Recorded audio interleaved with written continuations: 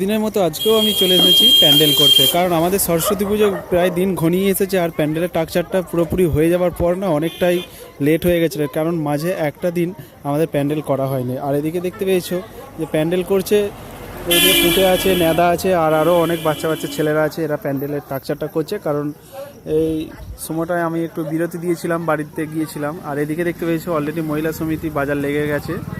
চলো, আজকে আমরা অনেকটা রাত করেই দেখতে পেয়েছি প্যান্ডেল করতে শুরু করে দিয়েছি। আর এদিকে মোড় মাথার লোকজন অনেকটাই ফাঁকা ফাঁকা হয়ে গেছে। আর এদিকটা দেখতে পেয়েছো, এদিকটাও ফাঁকা আছে। আর এদিকটা তো প্যান্ডেল তো দেখতে পাচ্ছ যে প্যান্ডেল জোরদার লেগে গেছে, কারণ সরস্বতী পুজো এবারে আমাদের গ্রামে বা আমাদের পাড়াটায় প্রথম সরস্বতী পুজো বলে কথা। তো একটু তো মানে জোরদার করে তো হবেই। দেখতে পেয়েছো যে খুদে তো শিশুরা, এরা তো মানে আমরাও যখন সরস্বতী পুজো করেছি তো এইভাবেই আমরা হেল্প করেছি। তো চলো, তো আজকের ভিডিওটা এইটুকুই রইলো। তার আগে টাটা।